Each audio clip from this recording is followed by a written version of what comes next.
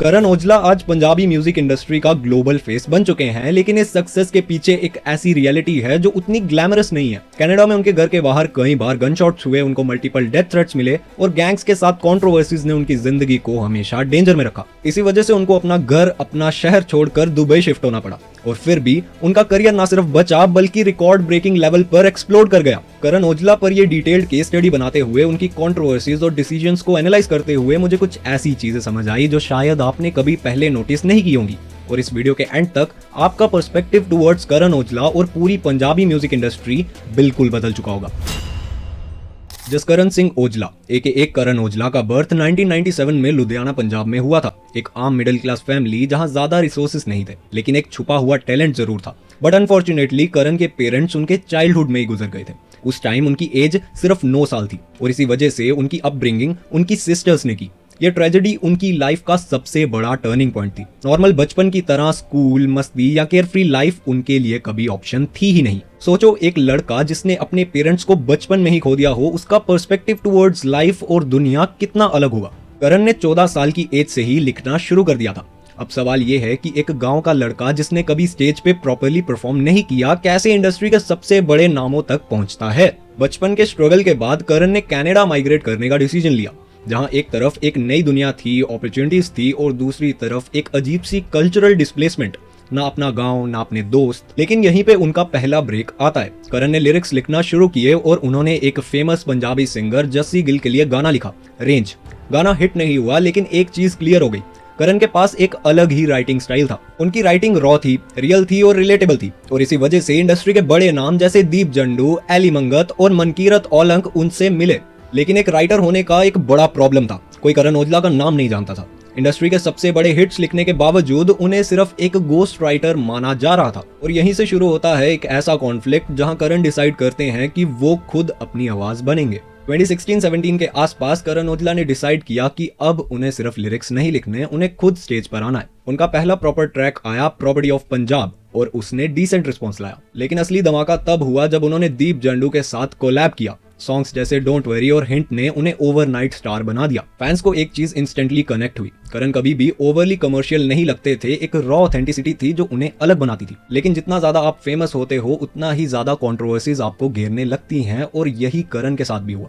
उनके करियर के एकदम स्टार्टिंग फेज में ही उनका सिद्धू मूसेवाला के साथ क्लैश शुरू हो गया, जो आज भी पंजाबी म्यूजिक इंडस्ट्री के सबसे कंट्रोवर्शियल राइवलरीज में से एक माना जाता है। 2017-18 के आसपास पंजाबी म्यूजिक इंडस्ट्री एक नए गोल्डन एरा में थी। नए आर्टिस्ट आ रहे थे, एक से बढ़कर एक गाने रिलीज हो रहे थे। लेकिन इसी बीच 2 नाम सबसे ज्यादा डोमिनेट कर रहे थे, सिद्धू मूसेवाला और करण औजला। इनिशियली दोनों एक दूसरे के दुश्मन नहीं थे, लेकिन इंडस्ट्री के डायनामिक्स, लेबल्स और फ्रेंड सर्कल की वजह से टेंशन बिल्ड होने लगी। फैंस भी अपने अपने कैंप बनाने लगे, एक तरफ सिद्धू के सपोर्टर्स तो दूसरी तरफ औजला के लॉयल फैंस। और यहीं से शुरू होता है पंजाबी म्यूजिक का सबसे बड़ा डिवाइड। डिस ट्रैक्स रिलीज होने लगे, लाइव शोज में इनडायरेक्ट टॉन्ट्स किए जाने लगे, सोशल मीडिया पे फैन वॉर्स डेली का सीन बन गया था। आपको शायद याद हो, 2018-19 के बीच पंजाबी म्यूजिक सुनने वाले हर फैन को यह लगता था कि इंडस्ट्री 2 टुकड़ों में बढ़ चुकी है। सिद्धू वर्सेस औजला एक कल्ट बन गया था। लेकिन यहाँ एक इंटरेस्टिंग ट्विस्ट था। राइवलरी ने दोनों आर्टिस्ट के करियर को और पुश किया। सिद्धू ने अपना एग्रेसिव रेबेलियस स्टाइल इवॉल्व किया और करण ने अपनी लिरिकल डेप्थ और वर्सेटिलिटी प्रूव करनी शुरू की। लेकिन जैसे जैसे राइवलरी बड़ी होती गई, करण पे पर्सनल कंट्रोवर्सीज का भी प्रेशर बढ़ने लगा। 2019 के आसपास करण औजला की लाइफ एक और टर्न लेती है। इस बार सिर्फ म्यूजिक नहीं बल्कि लॉ और मीडिया के हेडलाइंस में। 1-2 बार उनका नाम पंजाब पुलिस के रडार में भी आया। इलीगल वेपन्स के केस, म्यूजिक वीडियोस में फ्लैशी गन्स और एलिज्ड गैंग एफिलिएशंस, ये सब चीजें मीडिया में हाईलाइट होने लगी। रियलिटी ये थी कि पंजाबी म्यूजिक उस टाइम हेवीली गैंगस्टर कल्चर से इन्फ्लुएंस था। गन्स, कार्स, वायलेंस, ये सब एक इमेज क्रिएट करती थी जो एक तरफ फैंस को अट्रैक्ट करता था, लेकिन दूसरी तरफ लॉ एनफोर्समेंट को डिस्टर्ब भी। और करण का नाम अक्सर कंट्रोवर्सीज में घिरा रहता था। लेकिन इंटरेस्टिंगली ये कंट्रोवर्सीज उनके फैन बेस को और ज्यादा लॉयल बनाती गई। एक परसेप्शन क्रिएट हुआ कि करण एक रियल आर्टिस्ट हैं जो अपना सच बोलते हैं और कॉन्सिक्वेंसेस फेस करते हैं। लेकिन जितनी बड़ी उनकी फैन फॉलोइंग होती गई, उतनी ही उनके अगेंस्ट हेट भी बढ़ने लगी, इंडस्ट्री के अंदर और बाहर दोनों तरफ। अब 2020 के बाद एक नोटिसेबल चेंज आता है। करण औजला की राइटिंग और म्यूजिक काफी मैच्योर होने लगती है। डिस्ट्रैक्ट्स और टिपिकल गैंगस्टर इमेजरी के बजाय उन्होंने ज्यादा पर्सनल, इमोशनल और एक्सपेरिमेंटल गाने बनाना शुरू किए। सॉन्ग्स लाइक चिट्टा कुर्ता, मैक्सिको, शेख, इन सब ने एक नई इमेज बनाई। यहाँ से करण एक सिर्फ पंजाबी सिंगर नहीं रहे बल्कि एक ग्लोबल पंजाबी आर्टिस्ट बन गए। और सबसे बड़ी बात, 2021 में उन्होंने अपना डेब्यू एल्बम BTFU रिलीज किया। ये एल्बम सिर्फ गाने नहीं थे, ये एक स्टेटमेंट था कि करण अपनी टर्म्स पे गेम खेल रहे हैं। पूरे प्रोजेक्ट में एक vintage, old school hip hop और पंजाबी फोक का ब्लेंड था। जिसमें उनकी आर्टिस्ट्री और एवोल्यूशन क्लियरली दिखती थी। फैंस के लिए ये एक साइन था कि करण अब एक न्यू फेज में एंटर कर चुके हैं। लेकिन जितना बड़ा उनका राइज था, उतना ही बड़ा एक शेडो उनके करियर पे आता है। सिद्धू मूसेवाला की ट्रेजिक डेथ। 2022 में सिद्धू मूसेवाला के डिमाइस ने पूरी पंजाबी इंडस्ट्री हिला दी। फैंस शैटर्ड थे और नेचुरली अटेंशन दोबारा सिद्धू ओजला राइवलरी की तरफ गई। बहुत स्पेकुलेशन हुआ कि करण ओजला का क्या स्टैंस है, वो कैसे रिएक्ट करेंगे। लेकिन इंटरेस्टिंगली उन्होंने इस मोमेंट पे ज्यादा कंट्रोवर्सी क्रिएट नहीं की। उन्होंने सिद्धू को रिस्पेक्ट दिया और एक मैच्योर साइलेंस रखा। ये एक टर्निंग पॉइंट था जहां पब्लिक परसेप्शन में करण और भी ज्यादा मैच्योर और सेंसिबल लगे। राइवलरी एक तरफ थी लेकिन ह्यूमन रिस्पेक्ट दूसरी तरफ। और यही वो फेस था जहां करण ओजला सिर्फ एक पंजाबी सिंगर से एक ग्लोबल पंजाबी आइकॉन बन गए। अब सवाल ये है कि इतने अप्स एंड डाउन्स के बाद एक ऑर्फन लड़का जो गांव से निकलकर ग्लोबल आर्टिस्ट बना, उनकी आगे की लेगेसी क्या होगी। 2021 के बाद करण ओजला का करियर सिर्फ इंडिया या पंजाब तक लिमिटेड नहीं रहा। स्पॉटिफाई, यूट्यूब और एप्पल म्यूजिक जैसे प्लेटफॉर्म्स ने पंजाबी म्यूजिक को एक ग्लोबल स्टेज पे पुश करना स्टार्ट किया था। और इसी वेव के फ्रंट लाइनर्स में एक नाम क्लियरली शाइन कर रहा था, करण ओजला।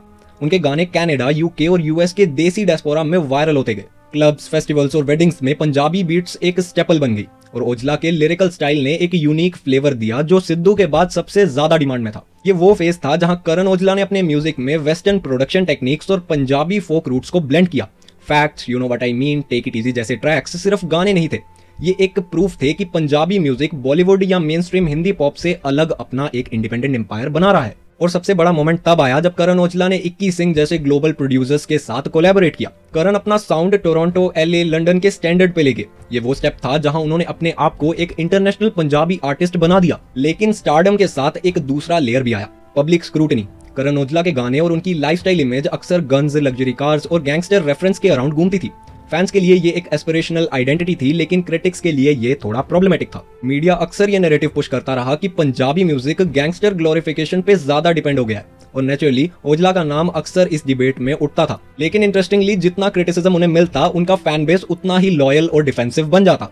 ये एक कल्ट फॉलोइंग स्टाइल का इकोसिस्टम था। एक तरफ Karan Aujla is the voice of streets narrative था, दूसरी तरफ Aujla is promoting toxic culture वाली क्रिटिसिज्म थी। लेकिन जैसे जैसे उनकी आर्टिस्ट्री इवॉल्व होती गई, वैसे वैसे उन्होंने अपने म्यूजिक में डेप्थ और बैलेंस लाना स्टार्ट किया।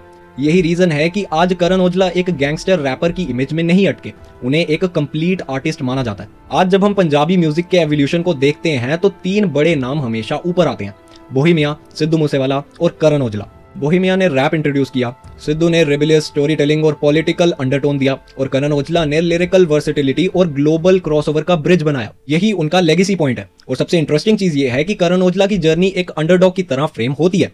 ऑर्फन चाइल्ड से लेकर कनाडा इमिग्रेंट, कंट्रोवर्सीज फेस करते हुए, सिद्धू की शेडो में ग्रो करते हुए, और फाइनली अपना एक इंडिपेंडेंट ग्लोबल आइडेंटिटी बनाना, ये एक कंप्लीट केस स्टडी है। और इसी जर्नी का सबसे बड़ा इंपैक्ट ये है कि आज पंजाबी म्यूजिक सिर्फ इंडिया का रीजनल जॉनरा नहीं है, ये एक ग्लोबल कल्चरल फोर्स है। और करण ओजला की स्टोरी ये प्रूफ है कि एक आर्टिस्ट का रियल टेस्ट उसके गाने नहीं, बल्कि उसकी कंसिस्टेंसी, कंट्रोवर्सीज के बाद सर्वाइव करना और अपनी आइडेंटिटी रीडिफाइन करना होता है। तो अगर हम सारी स्टोरी को एक लाइन में समराइज करें तो Karan Aujla is not just a Punjabi singer, he is a cultural phenomena who represents resilience, ambition और ग्लोबल पंजाबी आइडेंटिटी। और एक चीज जो इस केस स्टडी से क्लियर होती है वो ये है कि म्यूजिक इंडस्ट्री में राइवलरी, कंट्रोवर्सीज और क्रिटिसिज्म टेम्पररी होता है, लेकिन जो आर्टिस्ट अपनी आइडेंटिटी को कंसिस्टेंटली रीइन्वेंट करता है वही परमानेंट बनता है। और करण ओजला इसी परमानेंट लेगेसी के ट्रैक पे चल रहे हैं। करण ओजला की स्टोरी एक रिमाइंडर है कि एक गाना आपको पॉपुलर बना सकता है, लेकिन एक जर्नी आपको लेजेंड बनाती है।